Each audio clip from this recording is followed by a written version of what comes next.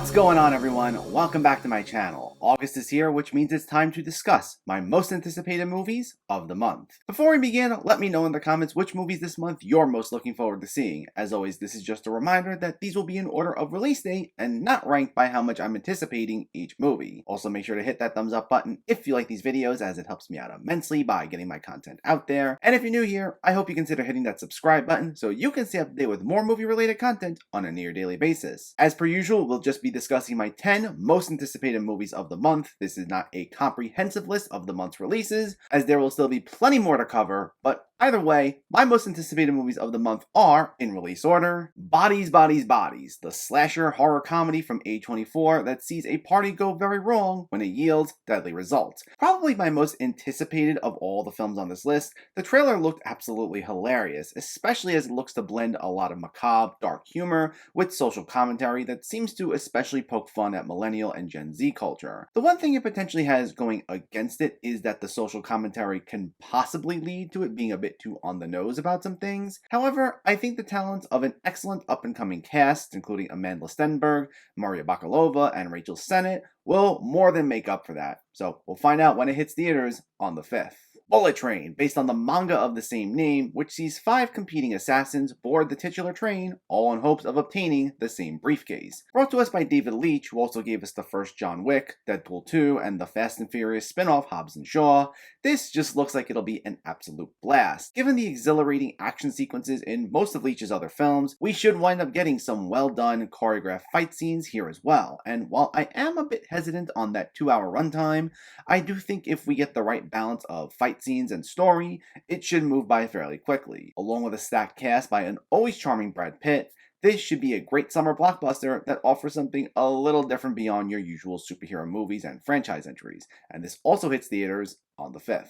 I Love My Dad, which stars Patton Oswalt as an estranged dad who catfishes his son in order to get closer to him. Now, just one reading of that sentence or even looking at the trailers, and it's easy to see this is going to be pretty cringy. And for some, that cringe humor might wind up being a bit too much, and I can see people being a bit divided over this one. However, the one thing that seems to remain consistent between the reviews as well as what we've seen in the trailers is that Patton Oswalt's performance is really good, and it seems like he's having a lot of fun with the role. And since I'm a big Patton Oswalt fan, I'd say despite the off-putting premise, I'm still pretty excited for this, with his performance alone hopefully making this worth the watch. And this also hits theaters on the 5th, followed by a VOD release on the 12th.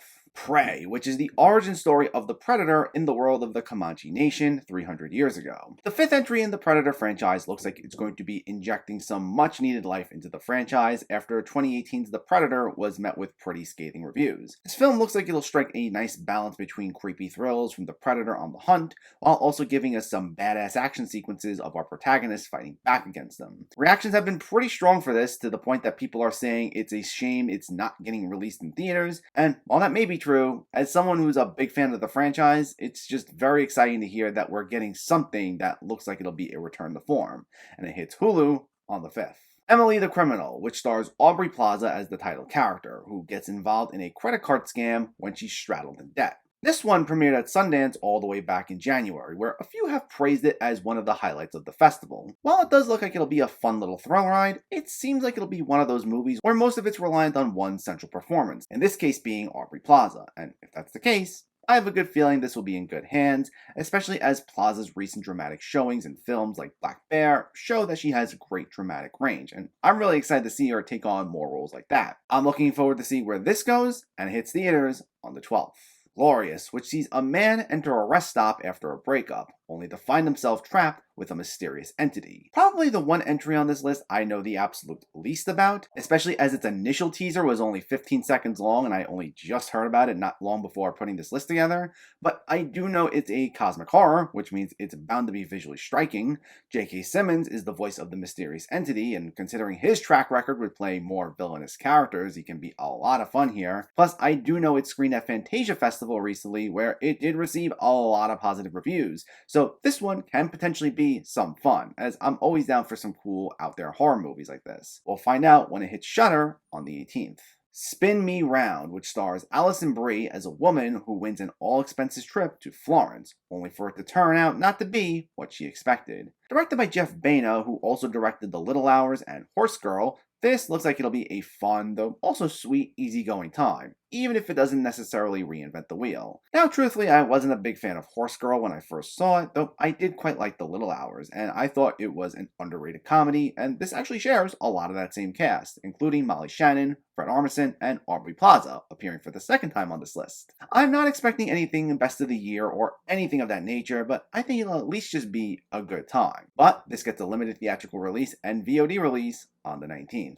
Funny Pages, which sees a teenage cartoonist reject the comforts of his suburban life in a misguided quest for soul. Brought to us by the Squid and the Whale's Owen Klein, this A24 comedy looks like it mixes your typical quirky coming-of-age comedy with a lot of dark humor. This is another one I feel like I don't know a ton about, as I got more of just a general vibe of the film based on the trailer more than anything else, but it's a vibe that I'm all on board with. So we'll just leave it at that, and I'll walk into this one a little blind, and hopefully it's a nice surprise. We'll see if it's another hit for everyone's favorite indie company when it hits theaters and VOD on the 26th. Samaritan, which sees a young boy learn that a superhero played by Sylvester Stallone, who was thought to have gone missing after an epic battle 20 years ago, may in fact still be around. Now, I've been hearing about this one for what feels like an eternity at this point. It kept getting pushed back due to COVID, though we weren't even hearing a word on it until just very recently. Now, I'm especially excited for this as it's being brought to us by Julius Avery, who previously gave us the zombie horror movie Overlord, which was an absolute blast. Now, the tone of this looks like it'll also be filled with some of that big, bombastic action, but truthfully, the soundtrack choice over the trailer did lean a little into its sentimental side, and I'm not sure if that's indicative of how the movie will truly be, or if it was just a poor soundtrack choice for the trailer. That would be my only hesitation going into this, that it might be tonally a little all over the place, but we're getting an original superhero movie that looks like it'll be a bit of a character study with plenty of action thrown in there with Sylvester Stallone from the guy who did Overlord. On paper, that seems like it'll go really well together, but we'll find out when it hits Amazon Prime